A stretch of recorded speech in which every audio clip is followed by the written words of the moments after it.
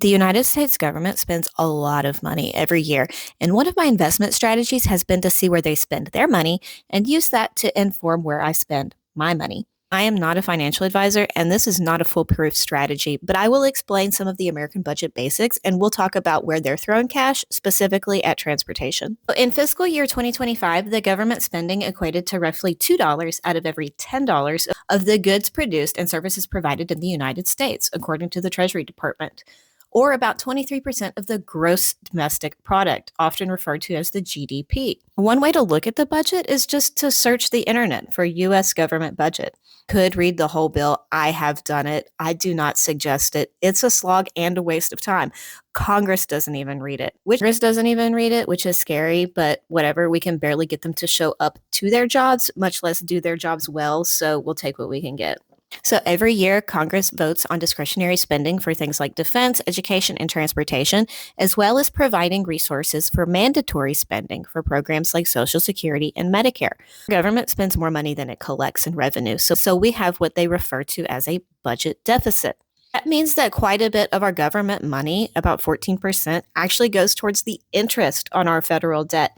That comes up a lot when we're talking about like geopolitics, like the economies of the world. Other countries lend us that money. There are also supplemental appropriations granted throughout the year, and they do not have to be voted on at the same time as the regular budget.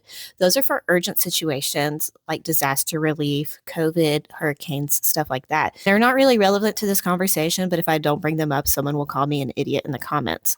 Let's talk about discretionary funding. About half of our discretionary budget funds goes towards national defense. We live in a military-industrial complex, so that shouldn't be a surprise to anyone. The other half goes towards other agencies and programs such as housing, transportation, education, science and environmental programs, and social services not covered by mandatory spending. So let's talk about transportation as our example. If you look up United States budget discretionary funding transportation, you can easily find the congress.gov website that gives a synopsis of the funding, as well as a pretty good overview on what those funds cover.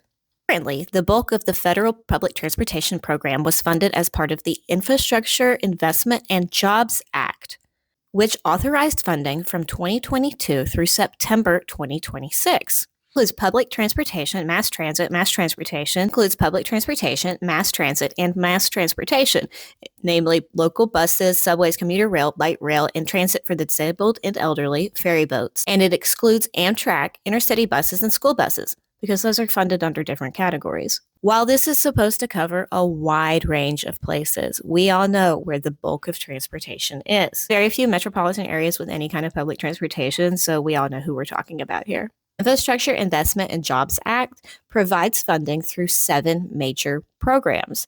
There are more than 7. These are just the major ones. Includes Urbanized Area Formula, State of Good Repair, Capital Investment Grants, Low or No Emission Vehicles, Bus and Bus Facilities, the Non-Urban Area Formula, and Enhanced Mobility of Senior and Individuals with Disabilities. As we know that the Department of Transportation is the gatekeeper for most of these funds, actually just head over to their website and look at the proposed and approved capital investment grants as an example. They show you which projects have already been proposed, who has money allocated for them, where they are, what they are, the estimated cost, who's sponsoring it, and all kinds of cool, useful information. You can just look these projects up and see what's going on. All of the funding and contracts are public knowledge. And the companies involved in them really like to brag about it. They want investors. They want to seem cool and badass. So these programs include new rail systems, light rail expansions, capacity upgrades to existing routes and buses. I saw quite a bit on the congress.gov page about low emission buses. There seems to be a huge gap in between the companies that can actually provide what they're looking for versus like what's actually available. So all of these projects equate to billions of dollars in investments from the federal and local governments, and it can and will influence local regional economies. That's part of the point. Government pays engineering firms, environmental reviewers, rail manufacturers who are running a big backlog, construction companies that may benefit for like 10 or 20 years from these projects, material suppliers, logistics firms, and even utilities.